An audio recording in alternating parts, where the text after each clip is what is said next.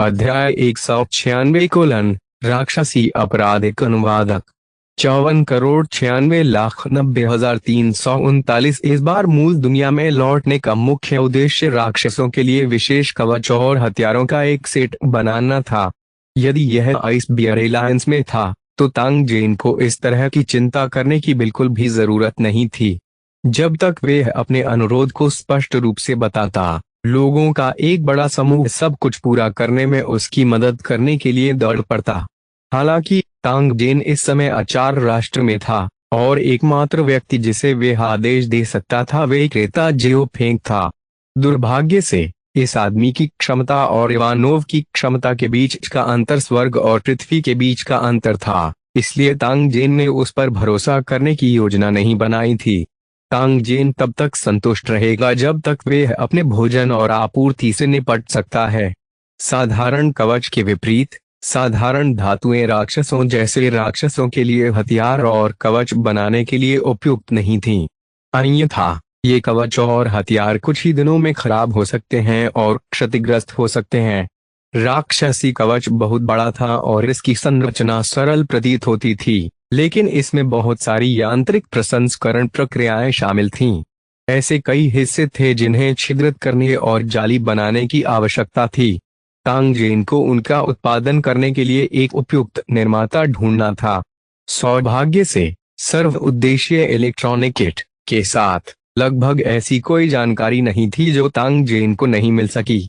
अपने सामने खोज परिणामों को फिल्टर करने के बाद तांग जेन ने उपनगरों में एक कारखाना चुना। अपने पिकअप ट्रक को अपने निवास से दूर ले जाने के बाद तांग जेन सीधे कारखाने की ओर चला गया। मानचित्र के मार्गदर्शन का पालन करते हुए उसने सबसे बाधारहित सड़क चुनी और कुछ ही समय बाद कारखाने में पहुंच गया। पब फ्यूचर द्वारा विज्ञापन प्रवेश द्वार पर कार पार्क करने के बाद तांग जेन कारखाने में चला गया और जल्दी से कारखाने के मालिक को ढूंढ लिया। बॉस के साथ कुछ शब्दों का आदान प्रदान करने के बाद तांग जेन ने अपने इरादे बताए। साथ ही उन्होंने अग्रिम भुगतान निकाल लिया और कहा कि जब तक गुणवत्ता अच्छी है उन्हें निश्चित रूप से पैसे की कमी नहीं होगी। हालांकि बॉस को यह समझ में नहीं आया कि तांग जेन इन विशाल धातु की वस्तुओं को क्यों बनाना चाहता था। उसने तांग जेन को इतनी आसानी से भुगतान करते हुए देखने के बाद आदेश स्वीकार कर लिया और वे एक छोटा सा लाभ भी कमा सकता था। फैक्ट्री बॉस के साथ बातचीत करने के बाद तांग जेन को एक यूएसबी ड्राइव मिली और उसने योग्रेस के बॉडी डेटा को स्कैन करने और उसे दर्ज करने के लिए ऑयल पर्पस इलेक्ट्रॉनिक किट का उपयोग किया। साथ ही स्वचालित रूप से उत्पन्न कवच ब्लूप्रिंट का एक सेट भी था। कवच की उपस्थिति में कुछ मामूली बदलाव करने के बाद तांग जेन को एक प्रिंटर मिला और उसने इसे प्रिंट कर लिया। इन ब्लूप्रिंट को ब्लूप्रिंट के अनुसार संसाधित करने के लिए फैक्ट्री के बॉस को सौंपना पड़ता था। क्योंकि सभी राक्षस आकार में समान थे, डेटा परिवर्तन बहुत छोटे थे, इसलिए प्रसंस्करण बहुत आसान होगा। चित्र भेजने के बाद तांग जेन को केवल तैयार उत्पाद की प्रतीक्षा करने की आवश्यकता थी।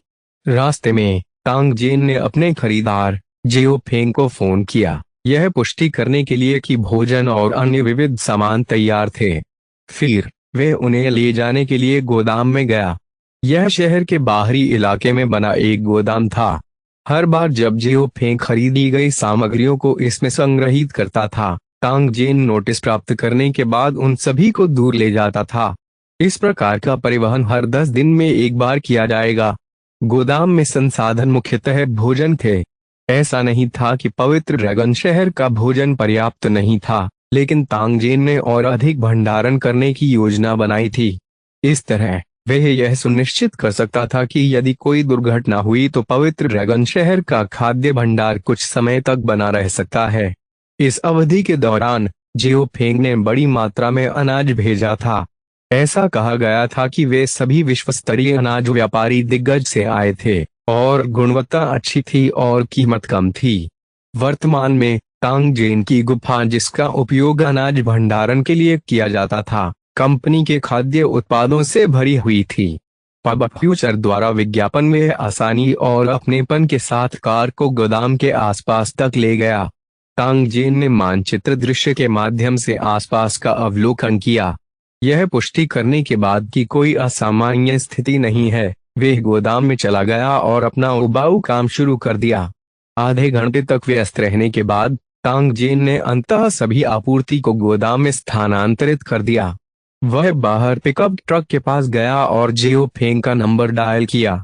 दूसरे पक्ष ने तुरंत फोन उठाया और फोन से जियो फेंग की सम्मानजनक आवाज आई, आपका आदेश क्या है बॉस?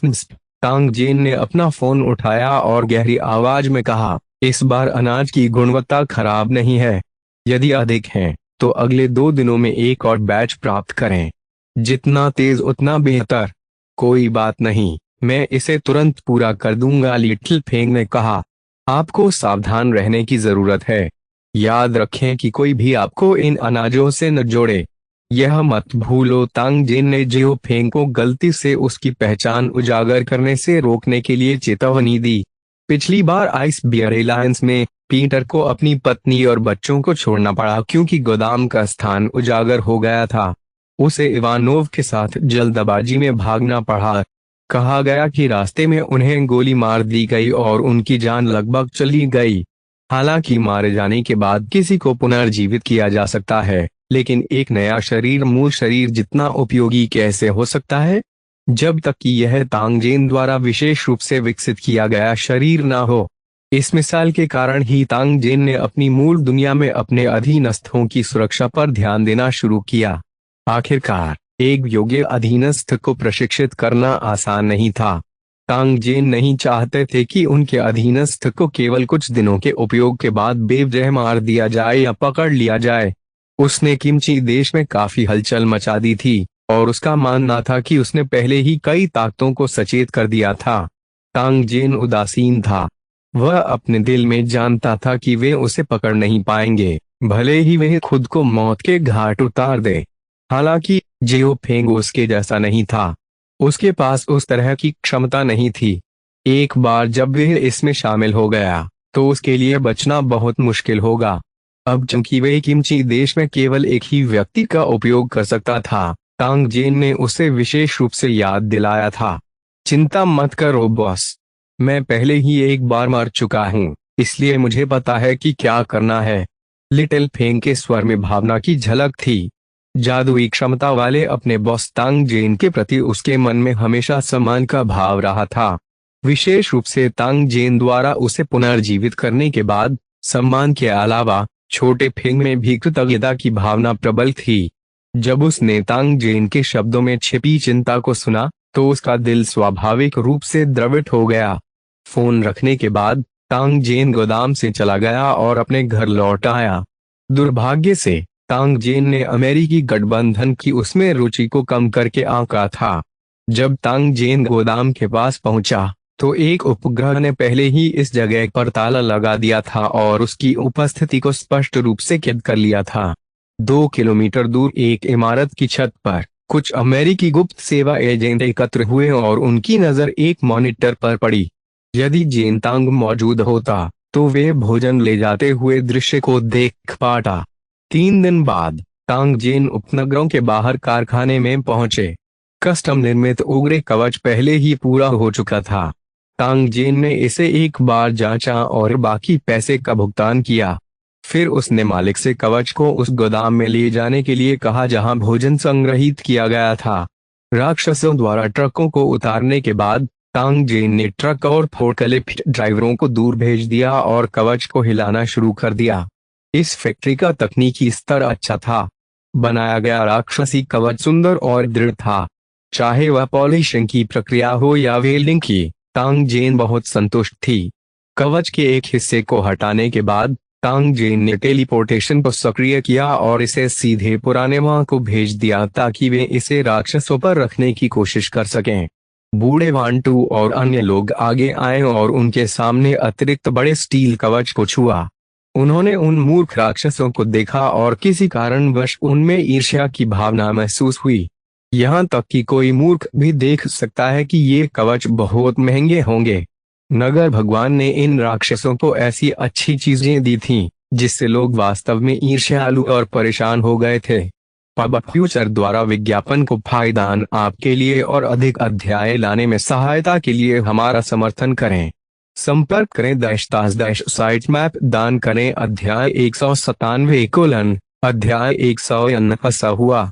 घेराबंदी। अनुवादक 54,96,90,339 राक्षसों द्वारा इस खूबसूरत कवच को पहनने के बाद वे निश्चित रूप से बहुत शक्तिशाली होंगे। हालांकि वे ईर्ष्यालु थे। बूढ़ेवान और अन्य लोग यह सोचकर कांप उठे कि राक्षसों के साथ क्या हुआ था। साथ ही उन्होंने स्वयं को इतना अधिक जुनूनी होने के लिए शाप दिया कि वे पालतू राक्षसों के एक समूह से ईर्ष्या करेंगे। तांग जेन बूढ़ेवा और अन्य लोगों के विचारों को नहीं जानता था, अन्यथा वह निश्चित रूप से अपना सिर हंसाएगा। क्या ये लोग अपने दिमाग से बाहर थे? वे राक्षसों के एक समूह से ईर्ष्या क्यों करेंगे जिनका युद्ध के मैदान में निशाना बनना तय था? अगर उसे डर नहीं होता कि ये पालतू राक्षस आसानी से मर जाएंगे तो तांग जेन इधर उधर नहीं भागता और इन राक्षसों के लिए कवच बनाने में कुछ दिन बर्बाद नहीं करता।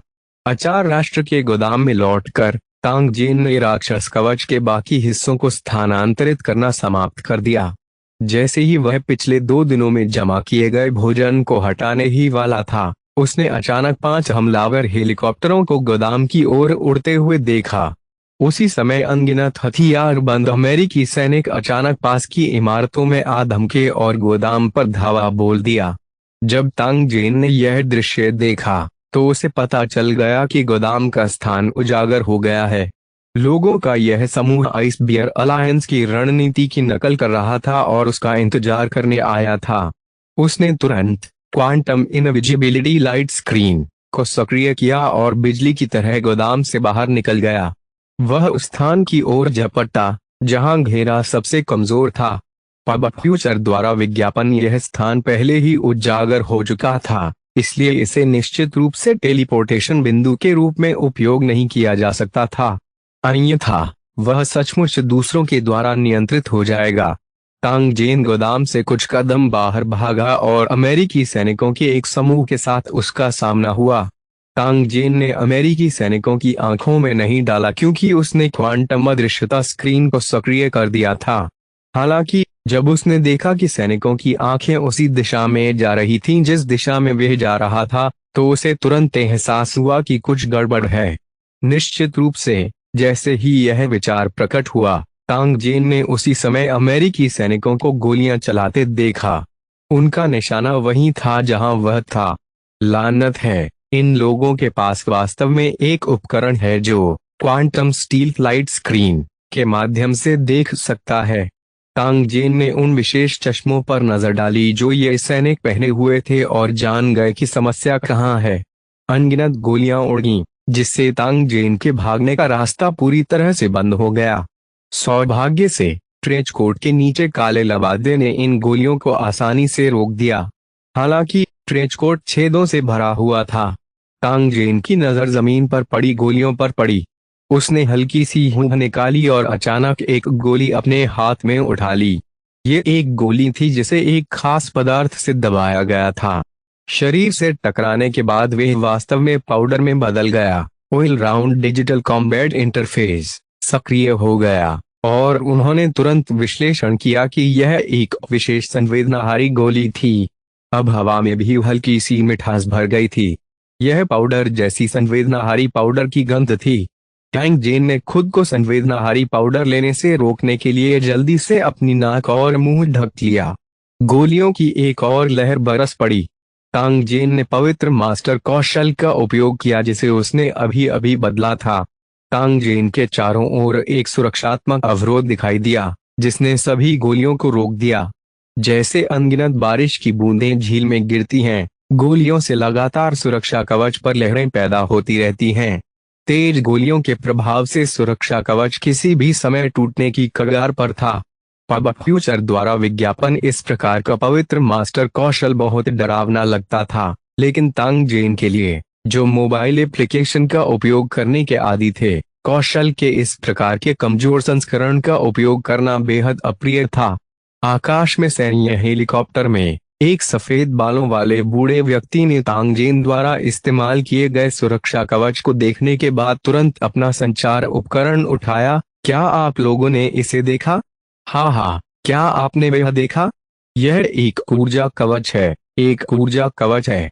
हमें उसे हर कीमत पर पकड़ना होगा, क्योंकि वे हमारे शोध के लिए बहुत महत्वपूर्ण है। जैसे ही बूढ़े आदमी की दहाड़ कुछ ही दूरी पर छत तक पहुंची, काले रंग का एक गुप्त सेवा एजेंट तुरंत अपने हेडसेट में चिल्लाया, मेरी आज्ञा सुनो, प्लान बी तुरंत क्रियान्वित करें। काली शर्ट वाले एजेंट के आदेश का पालन करते हुए लगभग 20 लंबे अमेरिकी सैनिक भीड़ से बाहर निकल आए।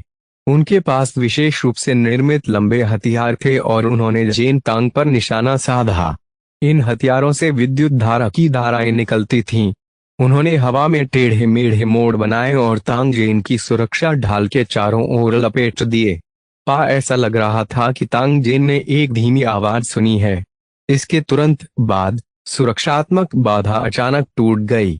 साथ ही उन घुमाने वाले विद्युत सर्पों ने भी उसके शरीर को जकड़ लिया। एक स्तब्ध और चक्करदार भावना ने उसके दिमाग पर हमला कर दिया। कितनी शक्तिशाली चीज है, मैं लगभग उसका दीवाना हो गया। तांग जेन का दिल तेजी से धड़कने लगा जब उसे अपने शरीर में अजीब एहसास हुआ। उन्होंने असुविधा सहन की और 2 राइफलें निकाल लीं। फिर उसने अजीब दिखने वाले अमेरिकी सैनिकों पर गोलियां चलानी शुरू कर दी। तीव्र गोलीबारी हुई और तांग जेन के आसपास के सैनिक तुरंत गिर गए। उनमें से अधिकांश ने आसपास छिपने की जगह की तलाश की और अजीब हथ गोले फेंके जो सभी दिशाओं में बिजली की रोशनी उत्सर्जित कर रहे थे। इस अजीब विद्युत प्रवाह ने तांग जेन को असहज महसूस कराया। उसने लड़ाई जारी रखने की हिम्मत नहीं की और तुरंत मैप टेलीपोर्टेशन प्लग इन सक्रिय कर दिया। यह तांग जेन की अपेक्षाओं से अधिक था। इस बार उनका टेलीपोर्टेशन सफल नहीं हुआ। उसी समय तांग जेन की आंखों के सामने शब्द प्रकट हुए, परिवेश में एक विशेष ऊर्जा हस्तक्षेप है, जिसके कारण एप्लीकेशन सामान्य रूप से सक्रिय नहीं हो पा रहा है। क्रैकिंग का काम चल रहा है, कृपया प्रतीक्षा करें। FCK, ये अमेरिकी लोग वास्तव में शक्तिशाली हैं। उन्होंने वास्तव में मेरे टेलीपोर्टेशन में हस्तक्षेप करने का एक तरीका ढूंढ लिया।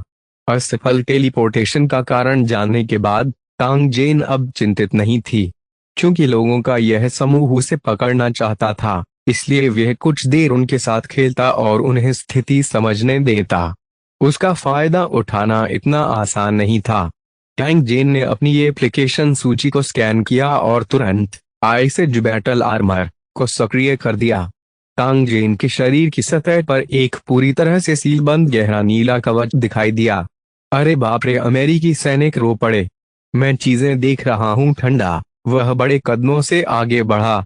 टकराना तांग जेन के पैरों ने ताकत लगाई और उसका पूरा शरीर तुरंत हवा में उठ गया, सीधे गोदाम के शीर्ष पर जा गिरा जो लगभग 7 मीटर ऊंचा था। उसकी बाहों के हिलने से उसकी बाहों पर 2 क्रिस्टल स्पष्ट बर्फ के टुकड़े दिखाई दिए। सूरज की रोशनी में वे नाजुक और अजीब लग रहे थे। एक असॉल्ट हेलीकॉप्टर गोदाम के बहुत करीब था।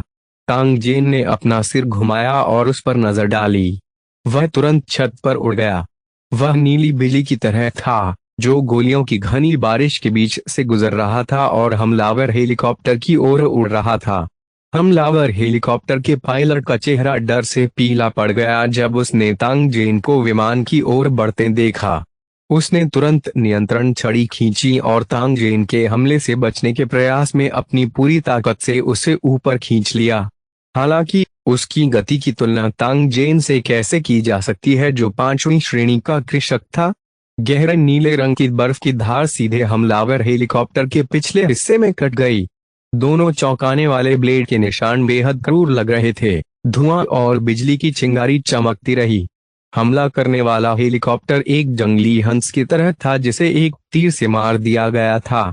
जमीन पर गिरने से पहले वे हवा में हिलने लगा।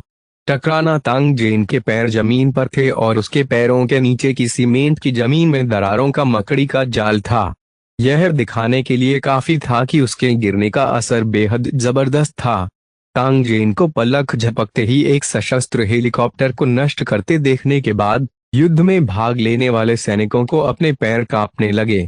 उनके सामने का दृश्य किसी साइंस फिक्शन ब्लॉकबस्टर के दृश्य जैसा था। इसने उनके विश्व दृष्टिकोण को पूरी तरह प्रभावित कर दिया था। जल्दी करो, गोली मारो, हमें उसे पकड़ना ही होगा। सबसे आगे चल रहे अधिकारियों में से एक ने ट्रिगर दबाते हुए चिल्लाना शुरू कर दिया। हालांकि जब उसकी गोलियां नीले बर्फ के कवच पर गिरीं, तो वे केवल बर्फ के एक बड़े टुकड़े से टकराईं और तुरंत ठीक हो गईं।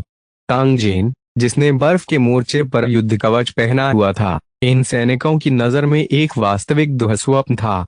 पब फ्यूचर द्वारा विज्ञापन को फायदान आपके लिए और अधिक अध्याय लाने में सहायता के लिए हमारा समर्थन करें। संपर्क करें साइट मैप दान करें। अध्याय 198 पागल परिवहन। एक अनुवादक। 54,96,90,339। कुछ आरोपों और छलांगों के बाद तांग जेन पहले ही पूरी तरह से घेरे से बाहर निकल चुका था और उन सैनिकों को बहुत पीछे छोड़ चुका था। फिलहाल उनके लिए सबसे बड़ा खतरा उनके सिर के ऊपर चक्कर लगा रहे 4 हमलावर हेलीकॉप्टर थे। क्षेत्र से बाहर निकलने के बाद उसके सामने एक मेनू दिखाई दिया, जो दर्शाता है कि वह हमेशा की तरह मैप टेलीपोर्टेशन प्लगइन का उपयोग कर सकता है। कुछ सैनिकों को भेजने के बाद, जो मुक्के से उड़ती हुई टाइजर बंदूकों से उस पर हमला कर रहे थे, तांग जेन ने आगे बढ़ना जारी रखा। वह आज बहुत क्रोधित था और उसे इन लोगों के उपकार का बदला चुकाने के लिए कुछ करना था। उसे बाद में मैप टेलीपोर्टेशन प्लगइन का उपयोग करने की आवश्यकता हो सकती है, इसलिए तांग जेन ने तुरंत टेलीपोर्ट नहीं किया। आइसेज बैटल आर्मर का उपयोग समय अभी समाप्त हुआ था और चमकता हुआ कवच तुरंत सफेद धुंध में बदल गया और नष्ट हो गया, जिससे तांग जेन का पता चला, जो मूल रूप से आइस आर्मर के नीचे छिपा हुआ था। तांग जेन के बर्फ कवच को गायब देखने के बाद उसे घेरने के प्रभारी सैनिकों ने तुरंत गोलियां चला दी। हालांकि इस बार उन्होंने सैन्य स्टील कोर गोलियों का इस्तेमाल किया और तांग जेन के नितंबों के नीचे की स्थिति पर ताला लगा दिया। यह पता चलने के बाद कि संवेदनाहारी गोलियां और टेसर बंदूकें तांग जेन को वश में नहीं कर सकती, उन्होंने असली गोलियों का उपयोग करने का फैसला किया। जब तक वे तांग जेन को घायल कर सकते हैं, वे उसे सफलतापूर्वक वश में करने और उसे नियंत्रित करने में सक्षम होंगे। पब फ्यूचर द्वारा विज्ञापन। तांग जेन द्वारा जीवित गोला बारूद की लहर से बचने के बाद वे चुपचाप सड़क के किनारे एक आंगन में कूद गया। उन्होंने टेलीपोर्टेशन फंक्शन को सक्रिय किया। जैसे ही वह पवित्र ड्रैगन वैली में दिखाई दिए, तांग जेन ने तुरंत एप्लीकेशन स्टोर खोला और डाउनलोड और इंस्टॉल करने के लिए एक एप्लीकेशन का चयन किया। विद्युत चुंबकीय पल्स बम, 1 किलोमीटर का विनाश त्रिज्या।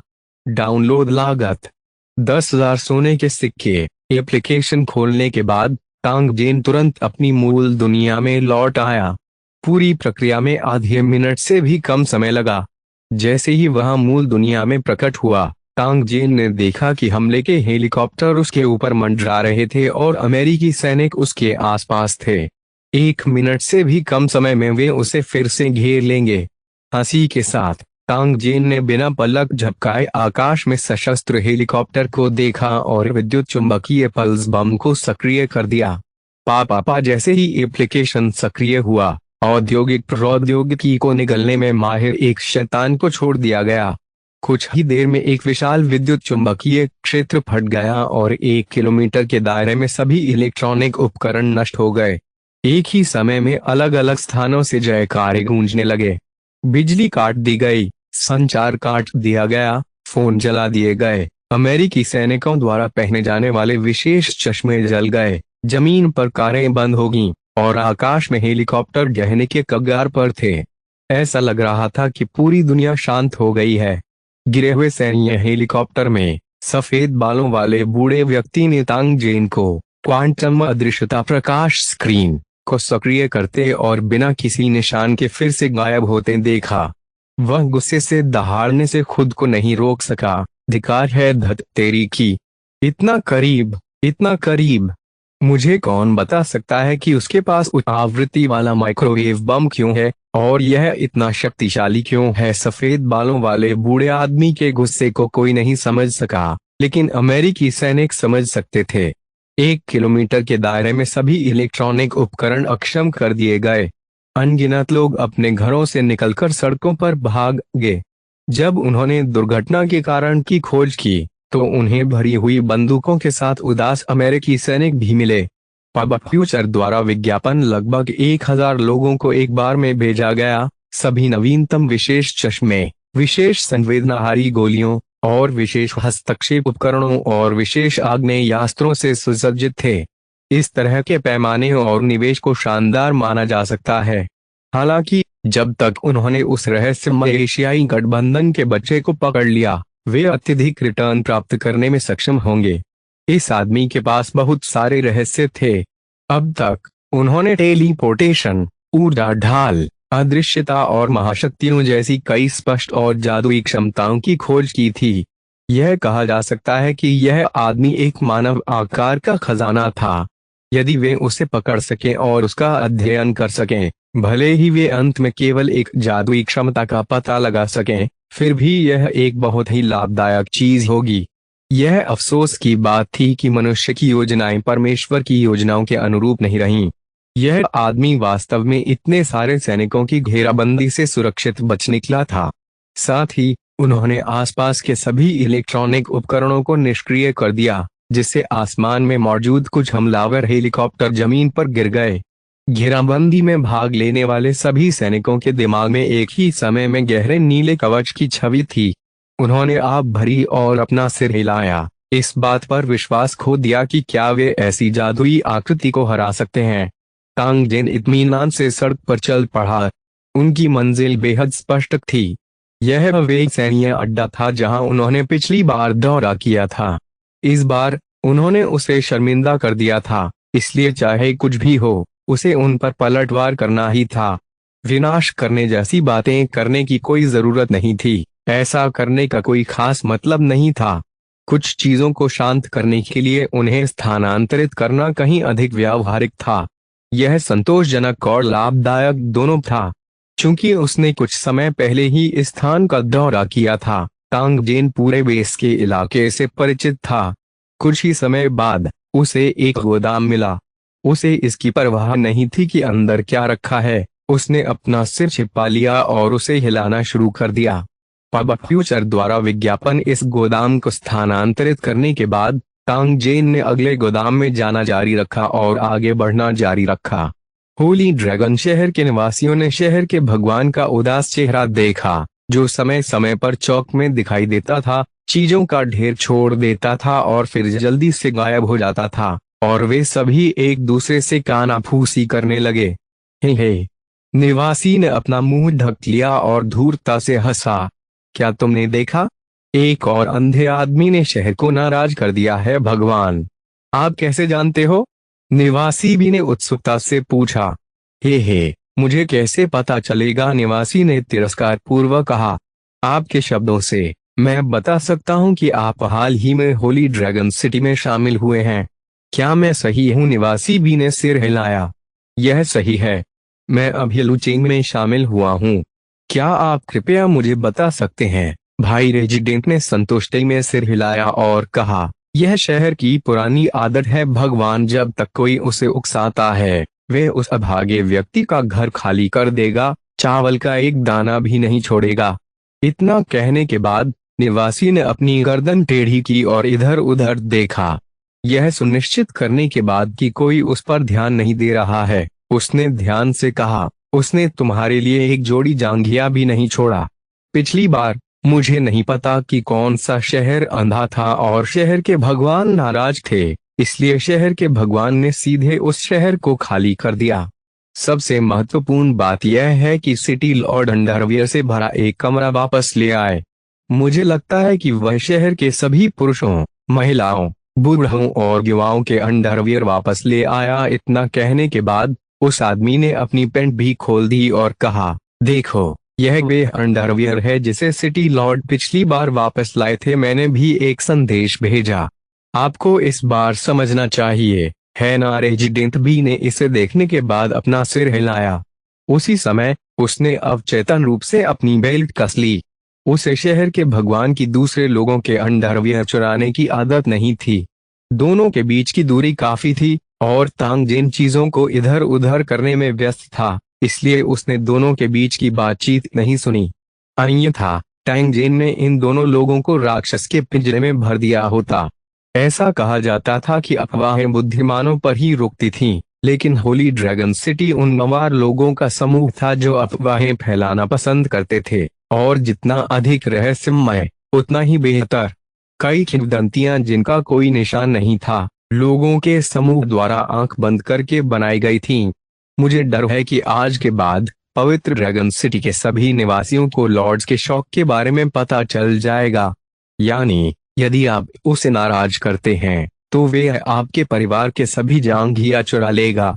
सच्चाई यह थी कि पिछली बार जब तांग जेन ने कंटेनरों को गोदी से हटाया था, तो वहां अंडरगारमेंट्स से भरा एक बॉक्स था।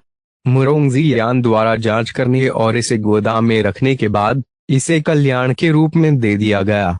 यहाँ तक कि कियान लोंग और मुरोंगजी यान को भी तांग जेन की उत्पत्ति के बारे में नहीं पता था, तो आम नागरिकों को उसके रहस्य के बारे में कैसे पता चलेगा।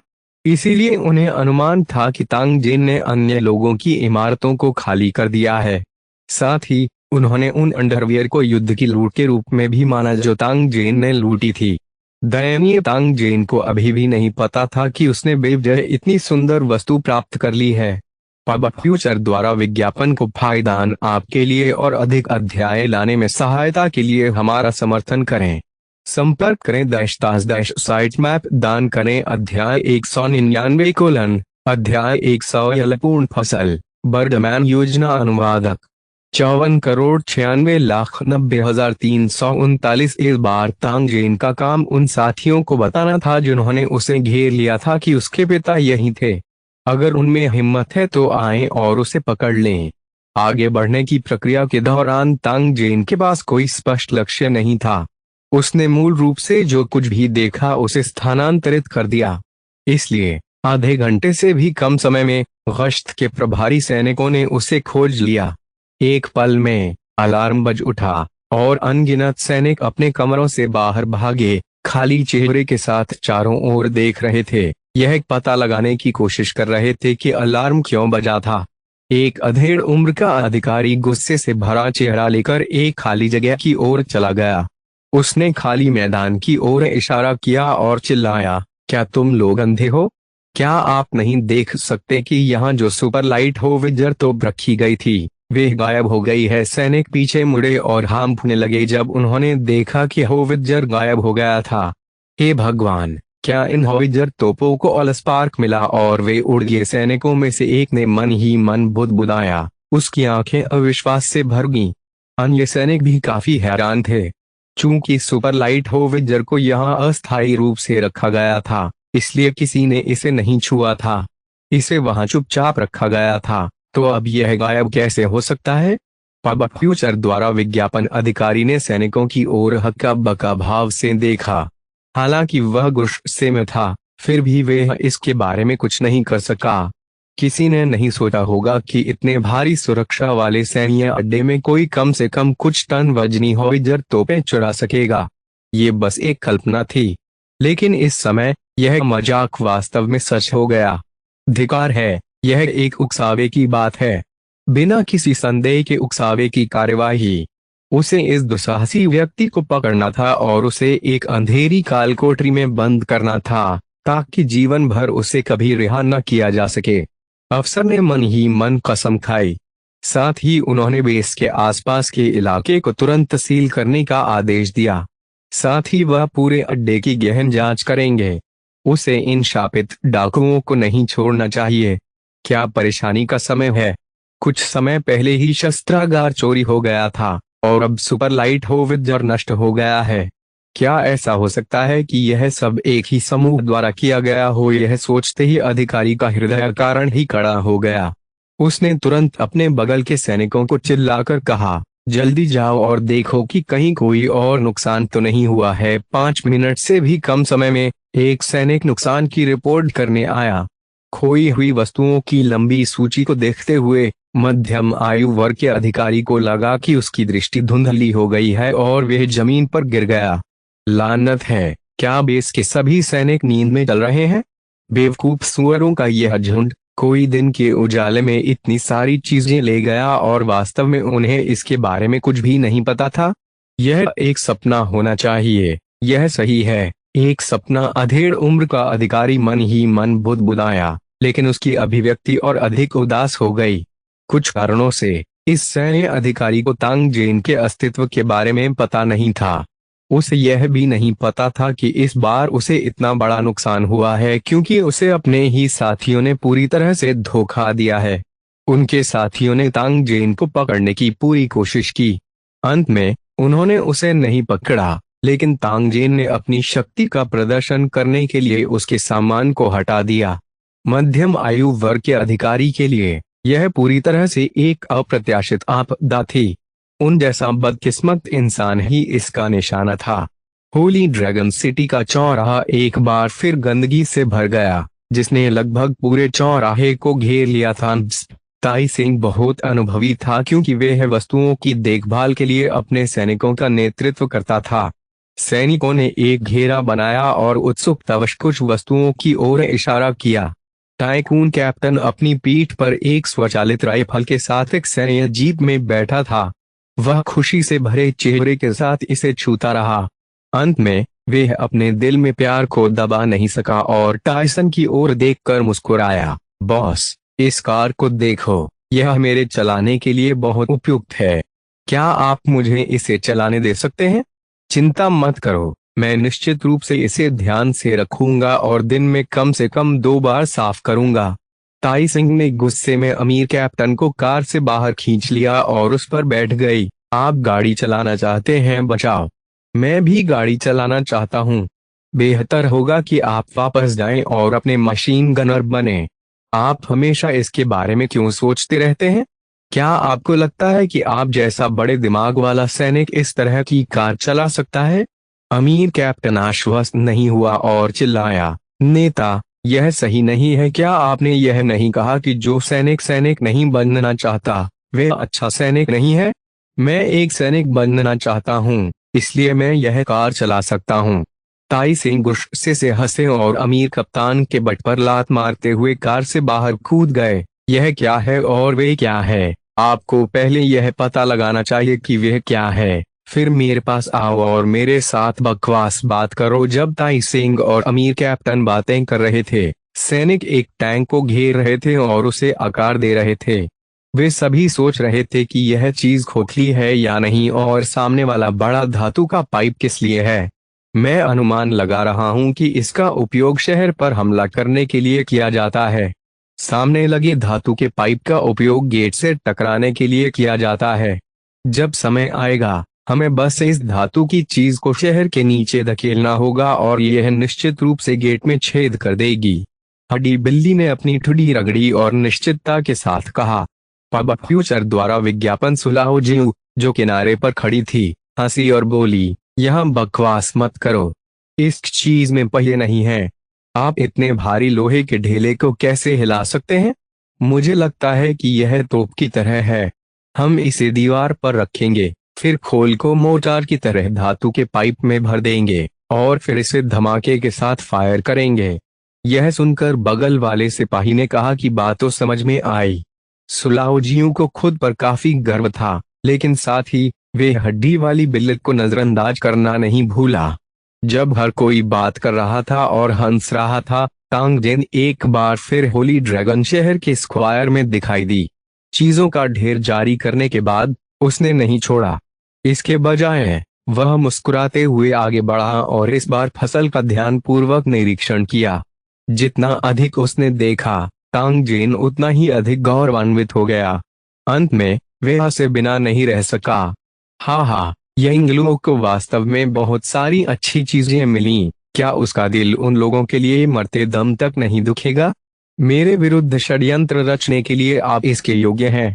अगर अगली बार ऐसा हुआ तो मैं दूसरी जगह जाऊंगा और देखूंगा कि कौन बेहतर है। तांग जेन की हंसी बंद होने के बाद उसने एक एक करके अपने लाभ गिनना शुरू कर दिया। इन तोपों को सुपर लाइट होविट्जर कहा जाता है और ये दर्जनों किलोमीटर तक मार कर सकती हैं। जब मैं वापस जाऊंगा और मृतकों की इमारतों के बीच की दूरी की जांच करूंगा, तो मैं उन्हें अभ्यास के लिए लक्ष्य के रूप में उपयोग करूंगा।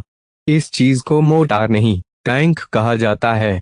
बूढ़ा नौवा, यदि तुमने हथगोला अंदर भरने की हिम्मत की तो मैं तुम्हें तुरंत बैरल पर लटका दूंगा। मैंने आपको यह नहीं बताया कि पिछली बार आपने बैरल में 2 ग्रेनेड कब भरे थे। क्या तुम्हें मार खाने की इच्छा हो रही है? इस जीप को लेने के बारे में सोचना भी मत। जब मैं अपनी मौज मस्ती पूरी कर लूंगा तो तुम इसमें जो चाहो कर सकते हो। चंद्रमा के वक्त चंद्रमा ने 9 प्रांतों को रोशन कर दिया, जहां कुछ खुश थे और कुछ दुखी थे। पवित्र ड्रैगन वैली में टांग जेन ने अधीनस्थों के एक समूह का नेतृत्व किया और लूट का माल बांटने के लिए खुशी खुशी एक बैठक कर रहे थे। अमेरिकी बेस में सर्वोच्च रैंक का कमांडर गुस्से में था। उसका चेहरा घड़े के तले के समान काला हो गया था और उसके मातहत डर के मारे चुप रहे। 100 मील दूर ब्लैक फेदर टावर में काले पंख वाले बर्डमैन का एक समूह एक साथ इकट्ठा हुआ था, जो पवित्र ड्रैगन सिटी से बदला लेने की योजना का अध्ययन कर रहा था। पिछली बार जब टैंग जेन आया था तो उसने न केवल ब्लैक फेदर शहर में अनगिनत मौतें और चोटें पहुंचाई थीं, बल्कि उसने ब्लैक फेदर शहर की सारी संपत्ति भी खाली कर दी थी, जिससे ब्लैक फेदर शहर के भगवान को इतना दुख हुआ कि वे रात को सो नहीं सके। यदि वे बदला नहीं लेते तो डार्क विंग जनजाति कभी भी अन्य गैर मानवीय जातियों के सामने सिर नहीं उठा पाती। लेकिन समस्या यह थी कि होली ड्रैगन शहर के हमलावर हेलीकॉप्टर बहुत शक्तिशाली थे। ब्लैक विंग बर्डमैन के आधे से अधिक योद्धा इन चीजों के हाथों मारे गए थे। जब उन्होंने हमलावर हेलीकॉप्टरों की भयानक शक्ति के बारे में सोचा तो इन ब्लैक विंग बर्डमैन के मन में अभी भी डर बना हुआ था। लंबे समय तक शोध करने के बाद भी वे कोई संतोषजनक बदला लेने की योजना नहीं बना सके। होली ड्रैगन शहर की शक्तिशाली ताकत ने काले पंख वाले बर्डमैन के उच्च अधिकारियों को नुकसान में डाल दिया। लंबी चुप्पी के बाद एक बूढ़े बर्डमैन ने सुझाव दिया, हम उसे उधार के चाकू से क्यों नहीं मार देते? पब फ्यूचर द्वारा विज्ञापन को फायदान आपके लिए और अधिक अध्याय लाने में सहायता के लिए हमारा समर्थन करें। संपर्क करें साइट मैप दान करें। अध्याय 200 बर्डमैन डिजाइन वायवर्ण हमला अनुवादक 54,96,90,339। ब्लैक फेदर शहर के गवर्नर ने तुरंत पूछा, उधार के चाकू से हत्या, इसका अर्थ क्या है? ब्लैक फेदर शहर के गवर्नर ने हमेशा बोलने वाले बूढ़े बर्डमैन को महत्व दिया था। ऐसा कहा जाता था कि जब यह बूढ़ा आदमी जवान था तो वे हजारों मील दूर एक जगह गया था और उसने अनगिनत अजीब चीजें देखी थीं। यदि कोई यह कहे कि पूरे ब्लैक फेदर टावर में सबसे अधिक ज्ञान किसके पास है, यदि बूढ़ा पक्षी दूसरे स्थान पर होने का दावा करता है तो कोई भी पक्षी प्रथम होने का दावा करने की हिम्मत नहीं करेगा। यदि यह तथ्य न होता कि उनके पिता ब्लैक फेदर शहर के पिछले गवर्नर थे तो वर्तमान गवर्नर संभवतः यह बूढ़ा पक्षी होता। यह देखकर कि सभी काले पंख वाले बर्डमैन उसकी ओर देख रहे थे, बूढ़े बर्डमैन ने धीरे से खांसते हुए एक कप सुबह की ओस का पानी पिया और धीरे से कहा, तथाकथित उधार के चाकू से हत्या करने का मतलब है कि हम ऐसा नहीं करते हैं। हमें अपना चेहरा दिखाने की जरूरत है, लेकिन अपने लक्ष्य को प्राप्त करने के लिए अन्य लोगों के साधनों का उपयोग करें। बर्डमैन के चेहरे पर भ्रमित भाव देखकर बूढ़े बर्डमैन ने आगे कहा, यह हजारों मील दूर एक मानव शहर की कहावत है। यह बहुत बुद्धिमानी है। इसके अलावा उनके पास कई अन्य बुद्धिमान शब्द भी हैं। वे तीक्ष्ण और बुद्धिमान हैं, जिससे लोग उनकी प्रशंसा करते हैं। ब्लैक फेदर शहर के मालिक ने अपने दिल में उत्सुकता को दबा दिया और बूढ़े पक्षी से कहा, श्रीमान याओ, कृपया अप्रासंगिक विषयों पर बात न करें। कृपया मुझे अपनी योजना बताएं। अन्य काले पंख वाले बर्डमैन ने उसी समय सिर हिलाया। वे इस बूढ़े आदमी के आकर्षक रूप को बर्दाश्त नहीं कर सके और वे उसकी चोंच को पीटना चाहते थे। बूढ़े बर्डमैन याओ ने जब यह सुना तो वे हंस पड़ा। फिर उसने अपनी मुस्कुराहट वापस ले ली और गंभीर भाव से ब्लैक फेदर शहर के मालिक की ओर देखा। सिटी लॉर्ड, क्या आप वाकई पवित्र ड्रैगन सिटी से बदला लेना चाहते हैं? मुझे आपको याद दिलाना है कि पवित्र ड्रैगन सिटी के साथ खिलवाड़ नहीं किया जाना चाहिए। यदि आप सावधान नहीं हैं, तो सैकड़ों वर्षों से बनी ब्लैक फेदर शहर की नींव खतरे में पड़ जाएगी। ठीक है, मुझे पता है आप क्या कह रहे हैं। मैं आपसे बस यह पूछ रहा हूं कि आपकी योजना क्या है। ब्लैक फेदर शहर के मास्टर ने अधीरता से अपना हाथ लहराया। उसकी आवाज में गुस्से की झलक थी। यह स्पष्ट था कि वह नफरत से अंधा हो गया था। निवासियों को मार डाला गया, उनके दिमाग चुरा लिए गए और इमारतों को उड़ा दिया गया। जो कुछ भी घटित हुआ उससे ब्लैक फेदर शहर के भगवान का चेहरा जल गया। इससे उसे यह भी महसूस हुआ कि वह शहर के भगवान के रूप में विफल हो गया है। हाल ही में ऐसा लग रहा था कि हर निवासी उसे अजीब नजरों से देख रहा है। ऐसा पहले कभी नहीं हुआ था। हालांकि ब्लैक फेदर शहर के लॉर्ड ने कभी नहीं सोचा था कि वे अतीत में कितना गौरवान्वित था, और उसने कभी भी निवासियों की आंखों पर ध्यान नहीं दिया था जब उन्होंने उसे देखा था। ब्लैक फेदर शहर के संदिग्ध स्वामी को लगा कि उसकी गरिमा को ठेस पहुंची है। इन कुछ दिनों में वे समय समय पर अपना आपा खोते रहे और उनके बुरे स्वभाव का पता चलता रहा। हालांकि जितना अधिक यह मामला था, उतना ही अधिक ब्लैक फेदर टावर शहर के निवासी ब्लैक फेदर शहर के भगवान से डरते थे। वे उसे भड़काने और अवांछित विपत्ति झेलने से डरते थे। यह एक दुष्चक्र था। पूरे ब्लैक फेदर टावर शहर का माहौल और अधिक तनावपूर्ण हो गया। प्रत्येक निवासी भय से कांप रहा था। ब्लैक फेदर शहर के केंद्र में लॉर्ड ऑफ लॉर्ड ने स्वीकार किया कि पवित्र ड्रैगन सिटी बहुत मजबूत थी, लेकिन उनके पास ब्लैक फेदर टावर को नष्ट करने की शक्ति नहीं थी।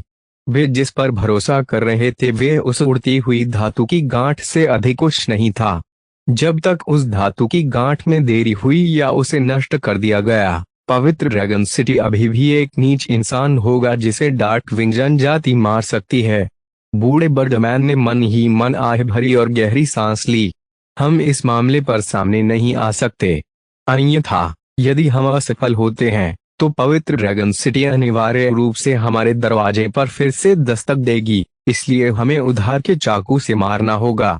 दूसरे शब्दों में, हमें पवित्र ड्रैगन सिटी पर हमला करने के लिए शक्तिशाली लोगों के एक समूह को शामिल करने का एक तरीका खोजना होगा।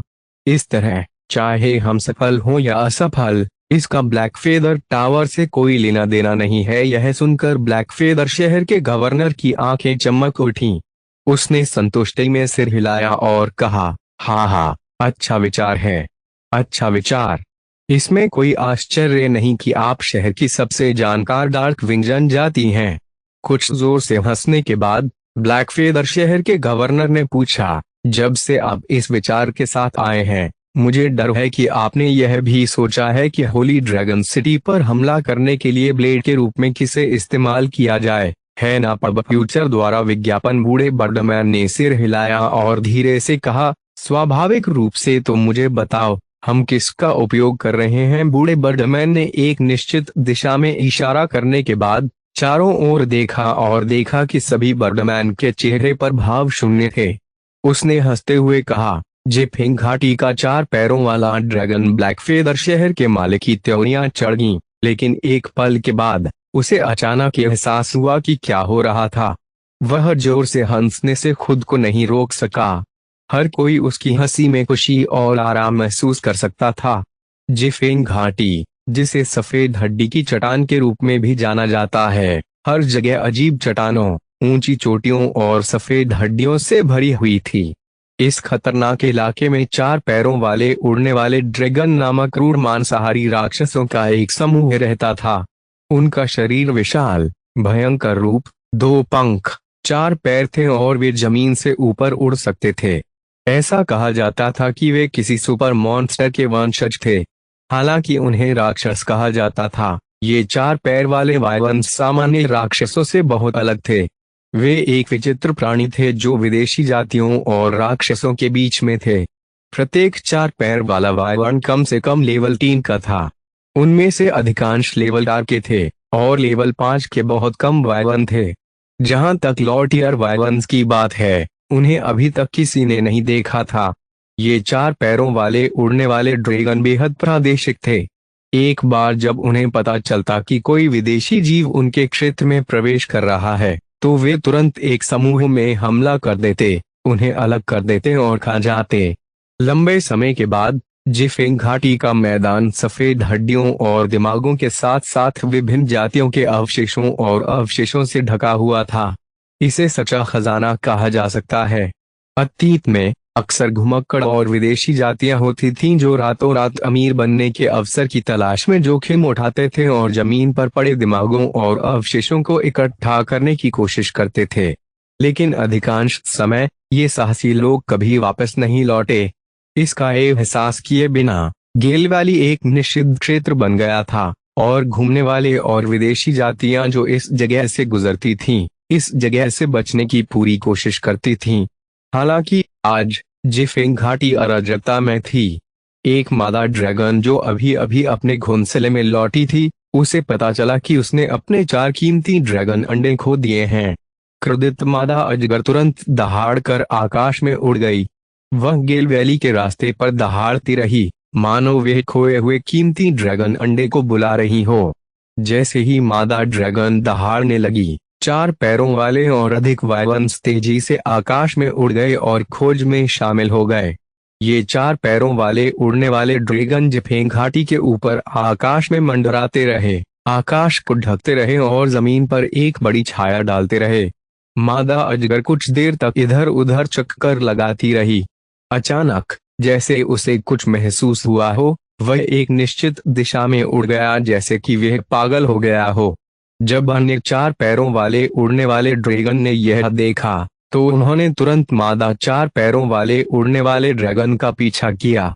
ये 4 पैर वाले उड़ने वाले ड्रैगन समूहों में आकाश में उड़ते थे, जिससे जमीन पर निचले स्तर के राक्षस डर से कांपने लगते थे। वे सभी जमीन पर पड़े हुए थे, ऐसे लग रहे थे जैसे वे वध होने की प्रतीक्षा कर रहे हों।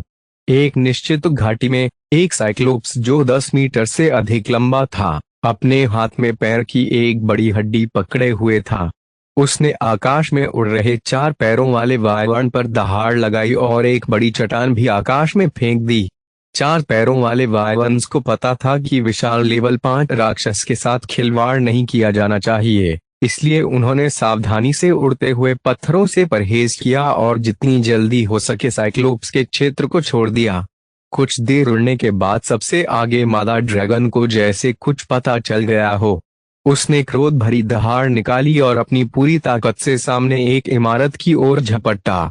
4 पैरों वाले वायवर्न्स भी, जो पीछे पीछे चल रहे थे, एक स्वर में दहाड़ने लगे। उनकी ऊर्ध्वाधर पुतलियां अचानक सिकुड़ गईं और उन्होंने तेजी से उसका पीछा करते हुए अपने पंखों के फड़फड़ाने की आवृत्ति को अचानक बढ़ा दिया। पवित्र ड्रैगन सिटी में तांग जेन ने बड़े पक्षी के अंडे को आकार दिया, जिसे निवासी अपने हाथों में पकड़े हुए थे, और फिर से पूछा, आप कह रहे हैं कि आपको ये अंडे पिछली घाटी में मिले थे, और जब आपने उन्हें पाया तो उनमें से 2 के पास थे पहले से ही चट्टानों से तोड़ा जा चुका है। उसके सामने वाले निवासी ने आदरपूर्वक सिर हिलाया और उत्तर दिया, हाँ नगर भगवान। यह सुनते ही तांग जेन ने सिर हिलाया और निवासियों को वहां से चले जाने का इशारा किया। वह मेज के पास गया, बड़े अंडे को अपने हाथ से छुआ और फिर टूटे हुए अंडे के छिलके में 2 अजीब पक्षियों को देखा। उसने खुद से कहा, यह अजीब है, होली ड्रैगन सिटी के पास इस आकार का कोई बड़ा पक्षी नहीं होना चाहिए। लेकिन ये 4 अंडे कहां से आए? तांग जेन, जो संदेह से भरा हुआ था, यह देखने के लिए मानचित्र की ओर मुड़ा कि क्या आसपास कोई बड़े पक्षी हैं। इस समय उसने अचानक वायवंश के एक समूह को पवित्र ड्रैगन सिटी की ओर बढ़ते देखा। उसी समय मानचित्र के किनारे पर 2 डरपोक काले पंख वाले पक्षी तेजी से उड़ रहे थे। इस दृश्य को देखने के बाद तांग जेन को तुरंत कारण और प्रभाव समझ में आ गया। उसने ठंडी खराटे ली और उसके चेहरे पर अचानक हत्या का इरादा प्रकट हो गया। ब्लैक फेदर शहर के पक्षी पालकों, तुम मौत को दावत दे रहे हो।